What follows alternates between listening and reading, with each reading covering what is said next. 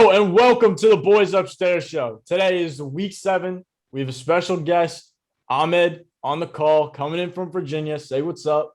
What's going on? And we're proud to announce that we have a new official member of the team. Scott from Ireland is on the team officially. Clap it up for Scott. What's going on, guys? Thanks so much for having me back. Had a ball the first time and ready to go at it again. So let's get these picks in and let's make some money. Let's go. All right. I love it. So, as Scott said, let's get into the picks. First game is the Chiefs. It is the Titans. It is in Nashville. Over-under is 57.5. The Chiefs are 5.5-point favorites. Titans just coming off beating the Bills. We're going to start with Sean in the attic. Give us your pick. Can you repeat who are we picking? I couldn't hear you. Chiefs, Titans. Chiefs are minus 5.5. You see, I got the Chiefs here, and just thinking because it's kind of a must-win for them. I mean, I don't like saying that this early, but I mean, they're 3-3. If they lose, they're 3-4. I mean, I don't think the Chiefs thought they were going to be in this situation, and 5.5 points. I'm taking the Chiefs here. In Derrick Henry's last 5 games, he has 145 rushing yards on average and has 10 touchdowns in those 5 games. Chiefs defense is last in the NFL in rush defense. They have the lowest Pro Football Focus defensive grade and are 31st in yards per carry. Kansas City is going to get run over in this game. Derrick Henry is the MVP. He's not going to win it, though, but he's the best player in the NFL. He's ridiculously dominant. He's a monster. So I'm taking the Titans plus 5.5. I'm also taking the over because the over has hit in 4 out of the last 7 games the Chiefs have played. Chiefs defense, as I just said, is fucking horrible. So I think the over hits because Titans defense isn't that great either. And I like the Titans. Allow me to piggyback off of Tommy and reinforce his message. Titans plus 5.5 is the pick for this game. Not because I think the Titans are going to win outright, because I do happen to agree with the other Rooney on the call that this is a must-win game for the Chiefs. And as the other Rooney likes to say, hungry dogs do run faster. I think the Chiefs pull this one out in dramatic fashion. It's going to be close, high-scoring affair. That doesn't mean I'm taking the over, but I do think it's going to be high-flying. Chiefs offense, air raid type, and I don't think that the defense is going to be able to stop Derrick Henry. So I'm thinking like a 37-35 type final score. But the Titans are going to cover, but I think Chiefs money line would be a great play here if we were doing that. Mahomes is doing his thing, and I also think this is going to be a really high-scoring game. So, and I hate taking overs in the 50s, but I'm going to take the over here. I'm going to add a pick to the resume. And touching on the Derrick Henry thing, no one can stop Derrick Henry right now. But I think this game's not going to come down to defenses not being able to handle it. I think we could very well see a Browns-Chargers-like game where defense kind of just gets thrown out the window and it's who can score the more touchdowns versus kicking field goals. I think Mike Vrabel's going to come out and have his boys ready to play. Ryan Tannehill looked really good on Monday night. I think it's going to be a great game, but I think I could see I honestly, I might have to take a little prop of this going into overtime because I could see the Chiefs getting a little touchdown in overtime.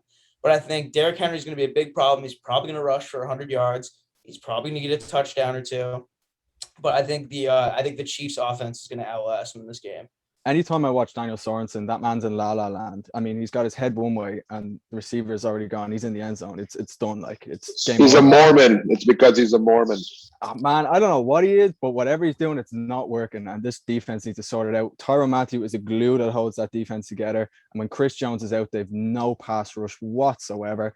I have the Titans plus 5.5 in this one. I think it'll be a close affair. I don't like the over in this game. 57.5 is very high. These two offenses are electric. AJ Brown and Julio Jones. If Julio Jones is healthy, the two of them will light it up.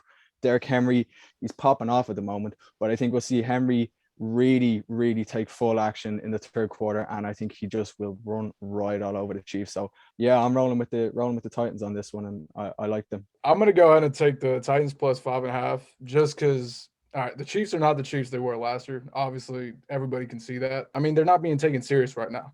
But at the same time, their defense does not look good at all. I think we've seen what everybody basically said. Tommy Scott said the same thing. Derrick Henry's a monster. He's a monster this year. I mean, he's always been a monster. But like you look at the past 4 or 5 games, the dude's had over 100 yards. Patty Mahomes, he's been throwing a lot of picks. I think he has a pick the last, 5 games now. So, yeah, their offense is starting to fall apart a little bit, and they've been figured out. Titans coming off a huge win against the Bills on a goal line stand, and King Henry's going to run all over that Chiefs defense. And historically, the Titans have been giving the Chiefs a lot of fits. As we know, Mariota beat them in the playoffs in a crazy game. But, yeah, I like Tennessee plus 5.5. Game number 2, the Tampa Bay Buccaneers go to – oh, fuck, hold on. Nope. Game number 2, the Chicago Bears go to Tampa Bay to face the Buccaneers. The Buccaneers are minus 12.5 points, Sam. The over-under is 47.5. Sam, I would love for you to take the floor and tell us why the Bears are going to win this game outright. Last year, the Bucs came into Chicago as a 9.5, 10-point favorite, and the Chicago defense just shoved it on them, and that was a hurt defense at the time with Nick Foles starting. That aside, I think Justin Fields found his groove last week a little bit against Green Bay. He wasn't perfect by any means. He had some mistakes, like taking the sack on 3rd and long when you need a touchdown or a field goal there, and basically knocked him out of field goal range. But he was finding his groove. He was making those passes. He was more comfortable in the pocket. I feel like Matt Nagy's kind of figuring out how to work with him a little bit. And second of all, I don't see this being a 2-touchdown win. And trust me, I know, because the Bears have these games where they'll go and they'll get blown out and it's just terrible start to finish. But there is a lot of games also where the Bears are heavy underdogs, but they kind of hang around and they creep in there the entire game. But then they just start scoring a little bit in the 4th quarter and then somehow come and miraculously cover and make the game look way closer than it was. It happened last year against the Titans. They lost 24-17. And they had gotten something like 60 yards of offense through the first 3 quarters. So they were kind of a covering machine last year. I see them covering here. I don't see the Bucs covering 12.5. And I'm going to add one more pick to this, and it's going to be the first half under 24.5. Hey, Sam, do you have a box of tissues in your room? Because after I read out what I'm going to say, 1 or 2 stats, you're going to need them to wipe your tears away, man, because, my God. I mean, that was like, look, you're a Bears fan. You got to back your team. I respect it. I roll with it. The Bucs are ranked the 3rd best offense in the league in terms of total offensive yards. They actually ranked with 2,556 yards. You want to know where your Bears are? Do you want to know? If I was, I probably would. In ranking?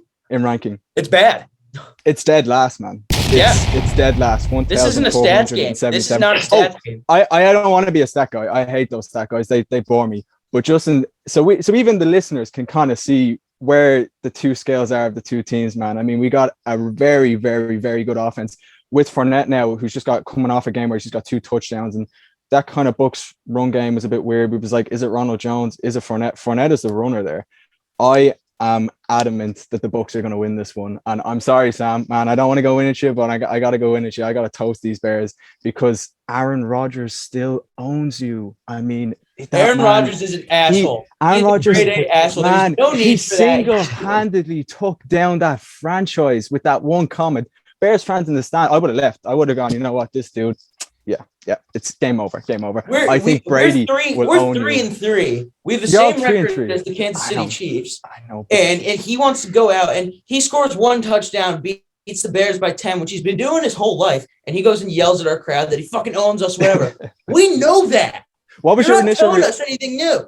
That was your thought process. You knew that already. You just accepted. And he can go back to it. He can go back to his house where he lives with one person. And he has no family that loves him. He's a sad person. He's retiring. Go host Jeopardy. He's got his guitar, and he's a sad human being. And just doing that, it shows his lack of character. It shows his lack of character. Does not show his passion as well. I mean, he did walk away with the win. I mean, you got to respect that. To be honest, man, I think Brady's going to own you guys. I'm going to take the Bucs minus 12.5. I'm going to take the under as well because of how poor I just said your offense was. No offense. I don't think they'll be able to keep up with this Bucs offense. I mean, you got Damian Williams. He's got COVID. Is he back? We don't know. And Khalil Herbert though played great last week. The Rook played great. Don't get me wrong. He got a touchdown. He did well. 6-rounder. Very, very yards, impressive. Yeah. But like when the Cowboys played the Bucs, again, I don't want to be referencing the Cowboys, but when the Cowboys played the Bucs, we deserted the run. We're like, we are not running it against these guys. These are too good. We went for the pass. I mean, the Bears' identity, from what I've seen, is more or less the run. And with Dave Montgomery, if you guys can't run the ball, I mean, where's Allen Robinson? I mean, he's a nomad. Like, he hasn't been in the game plan. I want to go around Ireland and put up wanted signs for the guy and staple them because I haven't seen the dude anywhere. I mean, this is one other stat. Look, I'm not going to load it with stats. But one other stat, he's only seen 10 plus targets in one game this whole year. I mean, like, sure, Allen Robinson is the guy who should be Justin Fields' go-to guy, like Kelsey is to Mahomes. He needs this like connection with the receiver. Is it Darnell Mooney? Kind of, we don't know. So look, long story short, I don't want to get into it, but Bucs 12.5. I don't think this Bears offense will be able to keep up, so I'm taking the under as well. Sorry for toasting you there, Sam, but it had to be done. It was building up. Sometimes you just gotta believe in. Sometimes you just gotta believe in miracles. Yeah. Look, this time next week you can come back and you'll be like, Scott, fucking told you, and I'll be like, look. Yeah, you gotta defy the odds. Yeah, I respect what you said. You weren't wrong. You definitely weren't wrong by any of it. But look, I'm happy to be wrong. Yeah. Justin Fields proved me wrong. I like the guy. I have nothing against the guy. I'm not unrealistic. I'm not gonna sit here and say how the Bears are the best football team in the league when they look like a dumpster fire in 2 out of their 6 games. But there's something I see, and it was the same way last year. And they came in. Tom Brady had a tough time. Now that being said, it wasn't Chicago. But I think this game's going to be a lot more colorful than everyone's making it. Everyone's making it to be. Justin Fields, great pickup. I think he's going to be a great guy for you guys in the future. But this year, watching the Bears play is just sad. It's completely sad. I mean, Aaron Rodgers went out there and legit told y'all he owns you. That's sad to the fan base. That's sad. But I'm going to go ahead and take the Bucs. What was it? Minus 12.5. I think you guys are going to get blown out. Like Allen Robinson, he hasn't been seen the entire season. You don't hear the guy's name. I mean, he's a threat. I think he should be. Is he the number one guy? Is he the number one guy? He should be. Actually, I will say, Cole Kmet got a few touches in that last game. They had a nice thing going. They made a few connections, so that was promising. That was promising. That's the thing. It's his first couple of games. You got to give him some time to find his connections with his receivers. But at the same time, I'm saying that's why you would probably take Bucs here. I'm not saying I'm going to take the Bears money line because it's plus 600 or whatever. But I don't see them winning this game. I would be elated if they won this game. But I see like they're not going to a 10-point loss, 7-8 point loss, something like that. I don't know.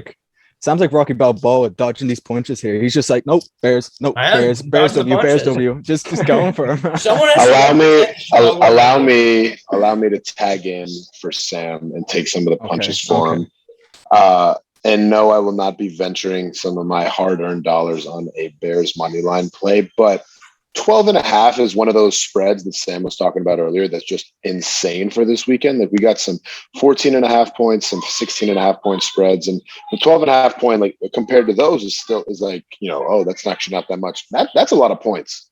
That's you have to win by a touchdown and 2 field goals or 2 touchdowns. And whether the points are scored by the Bears in garbage time or if it's a close game throughout, I haven't made that decision yet. I'm thinking that it's going to be close once the final score and the clock hits 0. So I like Bears plus 12.5 here. And I also am going to add, someone was talking about Darnell Mooney earlier. I was never big on Allen Robinson. Darnell Mooney is technically wide receiver 2, but he has more yards than A-Rob. And he was my sleeper pick for fantasy this year. He's been, kind of hit or miss, kind of like a Tyler Lockett situation on a smaller scale. But his over-under is 53.5, and I can see a couple of deep shots by Fields hitting like maybe 1 or 2 to get him right over that. Maybe have like 80 or 90 yards against the Bucs secondary. So I like over Darnell Mooney 53.5 yards for receiving, and then Bears plus 12.5. I'm taking the Bears plus 12.5, and I'm also taking the under in that game. The Bucs historically have not covered well in the month of October. Last year, Tampa Bay, that was the only team they had a problem with, was Chicago, and Chicago ended up beating them. Justin Fields played pretty well last week. Their defense looked like they were back on track. Tough loss to Green Bay. Green Bay's a good team. But yeah, I like the Bears plus 12.5. I think they can cover that pretty easily against the Bucs. I'm gonna piggyback Scott and Ahmed with the who are we taking again?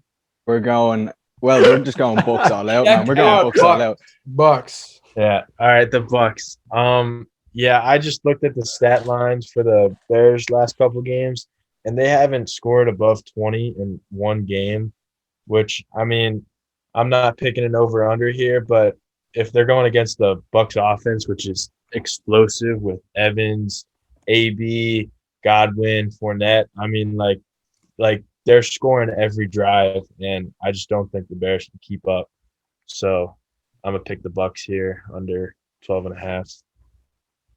I'm not going to argue with you. I'm just going to say real quick that they did score 24 points against the Lions. So 12, but the Lions. 20 points. Lions. Who was it? The Lions. Lions. Oh, sorry. Hey, I'm not. This is stating fact. Sam, you've taken enough heat in this conversation. Scott just brought the whole fucking army with him on that. So I'm not going to touch the spread here. I'm going to go ahead and take the under 47.5 simply because the Bears offense is, as Ahmed said, sad to watch. It's not fun football to watch. And the under is 5-0 in the Bears' last 5 games. I agree with Sam that Justin Fields deserves some leeway time. But that doesn't mean I can't bet against him while he's in that leeway time process. So I just think that this is probably an easy Bucs victory, but I will agree that 12.5 is too much points. I don't like touching it. So under 47.5, and we go to game 3. The Indianapolis Colts are traveling to Santa Clara to face the San Francisco 49ers, who are minus 3.5. The over-under is 44.5. And we're going to start with Martin. I was going to jump in if you didn't let me start, just because Big Sandy's not here and I am a Colts fan. So, my bias might be showing this game. But not only are the Colts going to cover the spread, they are 4-2 against the spread this season. The over on this game is also going to be the play to make. It's been, the best bet for the Colts games. They're 5-1 in Indy's last 6. And they're 5-2 in their last 7 as an underdog. This should be a straight up game. I don't know why they're giving the Colts 4 points. I don't think the Niners have really established themselves yet, because I think it was Jake a couple weeks ago who made a good point. When you got 2 quarterbacks, you don't really have one. They say Jimmy G might be back for it, make a return on Sunday night. I don't really think it's going to happen. But not only am I taking the over, not only am I going to go Colts to cover the spread, how about Jonathan Taylor 2+ touchdowns? He's been on a tear as of recent. And I don't know about you guys, but I already checked the weather report, and it's going to be raining all day in Santa Clara on Sunday night. It's going to be super windy. I don't know if there's a bet you can make on missed kicks, but they said it's going to be 30-mile-per-hour winds. And Jonathan Taylor, I think he's averaging 163 yards from scrimmage the past 2 weeks. And I like the over. The Colts secondary isn't really all that. They allow a lot of touchdowns. So those are my picks. I don't think we're not going to make that a lock for me, right? The over 2 touchdowns. I'm thinking maybe play with that just because the odds aren't great, and I don't want to put that on my record if it doesn't hit. All right, so that's unofficial. That's an unofficial one. My only official ones will be over and then Colts to cover. I'm going to piggyback you, Martin, there, because I absolutely agree with probably everything you just said. And that's why before we started recording, I texted Tommy Niners. I was thinking Niners spread. I didn't like this game on the board at all. And that's why I switched. I said Colts because now that I'm thinking about it, Colts, they've been playing well lately. Say what you will about it was Davis Mills and the Texans, but Carson Wentz looks like he's kind of finding his groove a little bit. They're coming into form. They're not a bad roster. The Niners can't seem to figure anything out, especially what you said. They're playing with 2 quarterbacks as opposed to 1 quarterback. They've been disappointing so far for them to be the odds-on favorite to win the division. Yeah, the weather, I would probably take the under, but I'm not going to put it on my official card here. But you could do under something and a half field goal prop.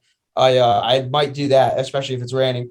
But yeah, I like Colts +4, and I might even take them out right here. I think this is a game that the Colts, I think, can win and probably will win against a Niners team that doesn't really have an identity right now. I'm completely on the Colts side here as well. I'm taking them +4. I think they're going to run away with this. No pun intended. But I literally do think that this is going to be a run-heavy game. And it's funny, when I look at this 49ers team, I just don't see an identity in the run game. I mean, you draft Trey Sermon, the dude barely gets touches. You have Kyle Juszczyk. I mean, I had Trey Sermon starting my fantasy, and Kyle Juszczyk was getting more points than I was going crazy. Then you have Jermichael Hasty. He comes in, he pops in, he's out. Like, just what's going on with this? Like, Raheem Mostert, he's always injury prone. There's no run game. It's just it's musical chairs, literally. So, like, I'm looking at this going, I see the Colts going ahead here. Carson Wentz seems to be getting something nice going with Michael Pittman. They have a good thing going. He gets T.Y. Hilton back. T.Y., he's injury prone as it is. I think he could be out for a few weeks now, or maybe just a week with a neck injury. I think he aggravated in that last game. But the Colts have a nice thing going, and I think Carson Wentz is one of those kind of quarterbacks who's slightly underrated in the league. We all just look at him and go, "Oh, it's Carson. He's average." But I mean, I know it was against the Texans. Like, I could go out there with no experience and maybe put up a few points, but I still thought he put on a good performance. So I think the Colts have this one more or less wrapped up. I don't want to put it as a lock, but I like it a lot. So I'm rolling with the Colts on this one. So love that take from Martin and Sam. 49ers are 1-4 against spread in their last 5 games. However, Jimmy G is back, and Jimmy G is motivated because he saw Trey Lance in the starting position, and he knows that that's probably what the future holds. So more or less, this is him auditioning for his next team. And I think that this is a game that they can win, but I'm not touching that. I'm taking the over 44.5. As Martin said, Colts overs 5-1 their last 6 road games. I just really like the fact that these defenses are pretty middle of the pack. And I just think that this is an over type game. So Sean, go crazy. Well, I really like the Niners here. I looked up their stats as well, and even though they might have not won these games, they hung around against the Packers. Seattle just lost a close one to the Cardinals last week, so I don't think the Colts are better than any of those teams, and for that reason, I'm gonna take the Niners here. I think that the over is going to hit in this game. Both defenses have been struggling. 49ers defense is a little bit better than the Colts, but I'm going to stay away from the spread on this game. Colts offense has been getting there a little bit. Carson Wentz is starting to find some rhythm with his receivers. Jonathan Taylor's been balling out. They got T.Y. Hilton back, and he's a very key piece in that offense right now. To finish this off, who was the one that said Carson Wentz is a underrated quarterback? That was me, man. Look, I'm a Cowboys fan. I got to be completely against those Eagles. Scott. I know. But it is Carson. Terrible. I completely disagree. Carson Wentz is garbage. He's terrible. I mean, he was on Philly, and everybody was just posting memes of him next to a garbage can. He's terrible. Garbage. Look, I take a lot of pleasure in ripping the Eagles apart. I want to see the dude succeed because he's been plagued by injuries. And I thought this chance with a good old line in front of him, maybe we'll get something going. I honestly don't, man. I think if he can go out of the 49ers, go into this game, beat the 49ers, get a win, I think you got to respect the guy. And we got to get away from this perception of he's kind of ass. Like, if he beats a semi-decent team, gets a bit of momentum going, commands his team, commands that offense, I think he deserves respect. I don't think you can judge him on his past. I'm going to take the 49ers spread on this one just because I think the Colts are not an established team. Sorry about that, Martin. But I don't think they're good enough of a team to beat the 49ers. Also, I know that there are some injuries going on with the 49ers, but I think if they keep on running the ball, the Colts D-line is not that great. They got a lot of holes missing. I think, obviously, if Jimmy G goes in, they're going to win the game. It is time for our locks of the week. We're going to start with Sam. I'm glad you started with me because I've been waiting. I know you were. I saw your face. You were like, please choose me. Yeah, I was waiting for this one. And after this week, our viewers, our loyal viewers, are going to either look at me and say I'm the biggest idiot in the world, or they're going to be like, I'm following him every week. And I'm going to start by saying no matter how good of a team you are playing against, no matter how bad of a team it is, it's very, very, very rare and very difficult to win 2 games in a row by 20 plus points, whatever. And I'm taking the Lions plus 16 here because, and it's with the same tempo as this whole show's kind of been going. 16 is a lot of fucking points. And we're looking at a Jared Goff revenge game. I know it's a Matt Stafford revenge game, whatever. Matt Stafford's had it going for him the whole season. Dan Campbell is the boy. I would go to war for Dan Campbell. I would. I see him, and he goes in that press conference last week after they get shit pumped by the Bengals, who are just starting to get okay. And he goes, Jared Goff needs to step up. I'm done being the nice guy here. Jared Goff needs to find his groove. I think Jared Goff's going to take that with a grain of salt because Jared Goff isn't a bad quarterback. I know this roster sucks, but we've seen weirder things happen. You know, the Jets beat the Rams last year. The Jets got their first win of the season against the Rams. And the Rams weren't as good last year as they are now, but still, anything can happen. It's a 16-point spread. I could see the Lions losing this game by 14. I don't see it going over 16. And whoever Martin says Stafford's picking apart his old defense. Jared Goff's going to pick apart his old defense, regardless of that as Jalen Ramsey or however many superstars. But yeah, I think this is gonna be one of those games. I feel it, and I've taken the Lions as my mortal lock as a big underdog before, and it worked. And they probably should have won that game. So I'm leaving it at that. Lions plus 16, lock it in.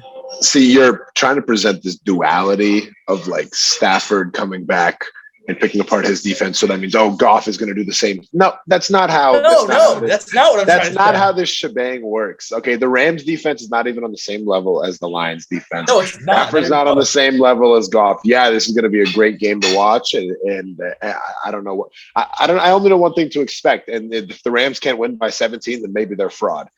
This is not a game that this is close for them, or they lose by a touchdown or 10 points. I respectfully disagree with your pick, but if it hits, I'm the dumb one. So my lock of the week is going to be going back to my over-unders. I'm going to take an under, though, this time in the Seahawks-Saints game. Seahawks offense, as we saw last week, is terrible with Geno Smith behind the center.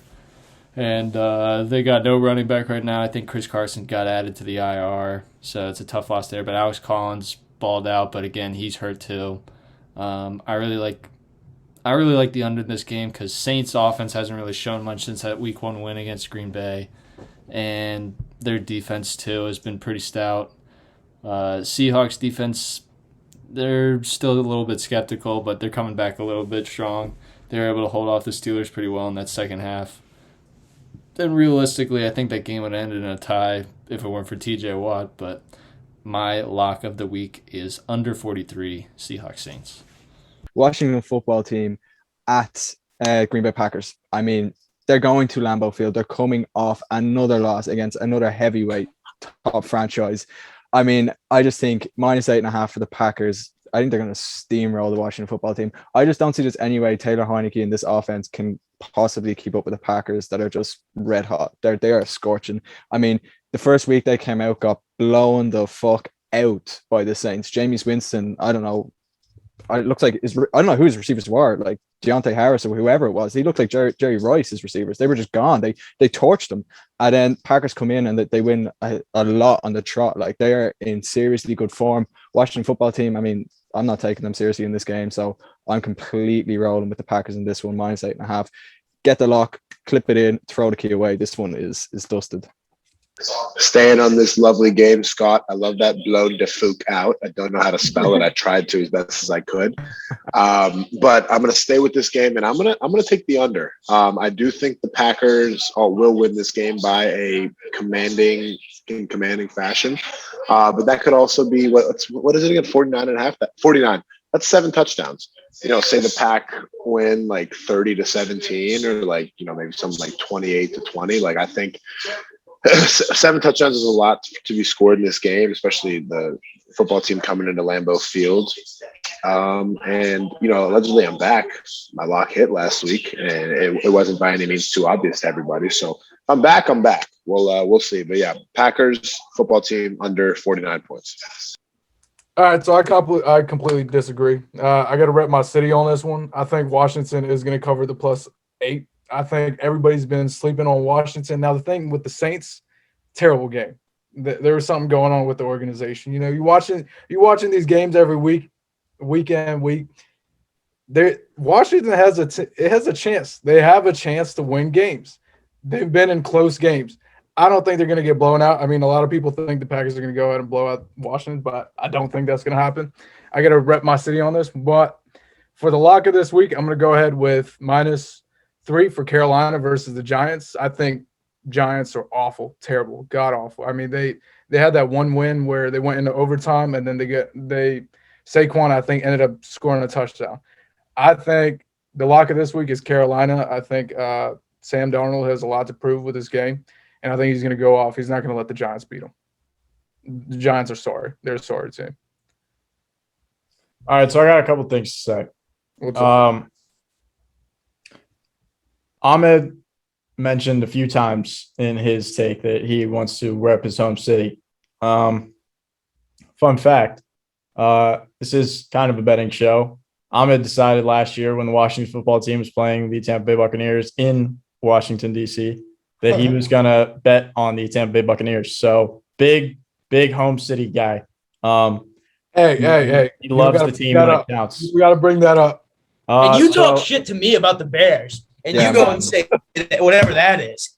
Get out of here. That was hard to listen to. Yeah, very. So my lock of the week is the New England Patriots -7 against the New York Jets. I'm also taking the under 42.5. So the Patriots are ranked 30th in the NFL in red zone percentage. The Jets have the 32 ranked offense in the NFL.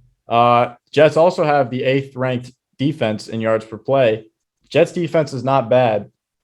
These teams are not great scoring teams. These offenses are not great offenses. Mac Jones will do enough to win this game and cover -7, but I don't think there's going to be a lot of points scored. And honestly, I think this spread is a little high, but I'm comfortable with 7. And that's my take. I'm going to piggyback off of that because I'm actually taking the Jets as my lock for the week. You're an idiot. They're coming off a bye. Terrible. And they're fresh, 7 points is a lot, like you said. I believe in Corey Davis and the squad. And I have the Jets. Man, you look like you're doubting yourself as you say that. As that registered with you, you're talking slower and going, "Oh fuck, what am I actually saying?" I respect it. I like the ballsy. I've got a Jets fan over here. He'll be delighted to hear that. I don't think I've the lock thing is new to me, but I don't think I've seen anyone take the Jets and a lock just in the same sentence. Just don't have a nice ring to it, man. But look, if that hits, fair fucks to you. I'll respect it. Do you think the Jets right now could go ahead and beat the Cowboys? No, but the Cowboys and the Patriots are not on the same level. Oh yeah, don't bring them Cowboys into this, man. All right, hold on. The Cowboys and Patriots just went to overtime together, so one could argue that they are on the same. That's what I was trying to say, Sean. I mean, I think bad play calling brought that game to overtime. I mean, Mike McCarthy decided to kick it on the 50-yard line instead of going for it on 4th and 1 and ice that game. That was a terrible call. Cowboys shot themselves in the foot time and time again. Diggs got the game winner, burnt himself, literally toasted himself. We gave up too many big plays. I thought we had that game wrapped up. I thought we were the superior team. We were on the ball for way longer. We were just better. We just slipped ourselves up. But you know what? We still came away with the win. I think that's the most important part. Scott, the ending of that game was an emotional roller coaster to say the least. But we were all Cowboys fans in my apartment, and don't worry, I bought all the fellas dinner with the winnings that I had. I love that. Does anybody have anything they want to get off their chest before we get out of here? I have been scouring to find some bets that I love this week, and there's maybe one or two besides the locks that I made and the picks that I dealt out for free here. There's not a lot of things that I love this week. The mega spreads, I'm not really feeling it. So hopefully next week's a better week for betting. But I might take a load off this weekend. I will say that the big spreads this week, if you're into teasers, this is a fantastic teaser weekend. If you just get like the big spreads, and you can either go one or two ways about it. You can either take the dog, like for instance, the Texans are 17.5-point dogs. If you go a little like 6 or 7 point spread, then you've got the Texans at like plus 24. And I mean, Cardinals are a great team, but that's so many fucking points. And there's a lot of good, like close games too, throw in there. Like I really like the Dolphins this week, and they're fucking horrible. And all the stats say don't take them, which I'm not taking them. But I will say though, that with the news about Deshaun Watson just coming out, like Tua has never been more motivated than he is right now. And they're playing a Falcons team who's not that great. Defense, not that great. Tua beat some good teams last year. I think that there is a chance that this could be Tua's best game of the year. I think he's fueled. And I think that there's a chance that Deshaun Watson rumor might have just came out just to, get Tua a little motivated. But who knows? Maybe they'll get killed by the Falcons.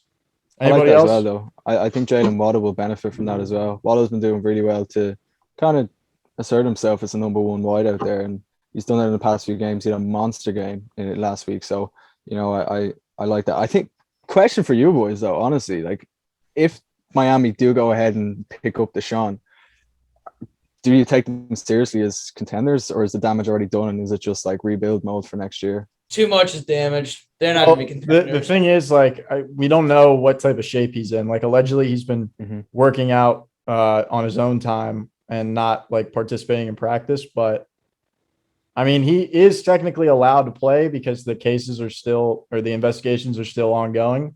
But I mean, it would be wild if he just got inserted midway through the season, like to a team he doesn't know the plays, doesn't know the chemistry with any receivers. Like, that would be wild. I don't think they would do that unless Tua just throws 6 interceptions in this game. But I think they would go back to Jacoby for a couple weeks before going to Deshaun. Yeah. If that He's in the playbook nearly. I think another, actually, speaking of just like accusation or acquisitions of players, I think Zach Ertz. That's a very, very spicy pickup by the Cardinals. I mean, Cardinals are a real team.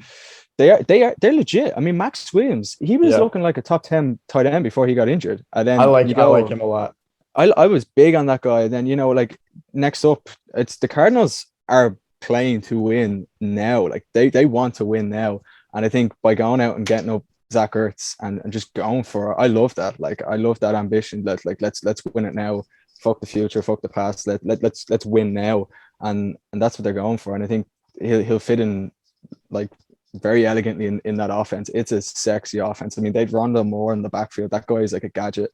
Like you can put him anywhere. I mean, heck, I wouldn't be surprised if I see him at QB one of the times, like honestly. I think Zach Ertz is a very, very spicy one. Just one to watch this weekend, see how he slots in. Yeah, it's his first game. He probably won't know many plays. He'll probably be used as probably a blocker, but it'll be worth a watch anyway. Yeah, I agree. Hey Scott, where are you from in Ireland? Dublin, up to Dubs. Dublin. My cousins live there. Oh, do you know Pat O'Connell O'Connor? You couldn't. It's my dad's from Athlone, heroin capital of Ireland. As my buddy's dad is from Athlone. Shalom. The heroin capital. Athlone. Yeah, I know of Athlone. Yeah. Yeah, his name is McGregor O'Connell or Pat yeah, I think that rings a bell, man. Yeah, I'm trying to McGregor O'Connell. Have a good one. All right. It was good to see you, boys. Nice to meet you. Boys. Nice to meet you, man. Peace out, boys.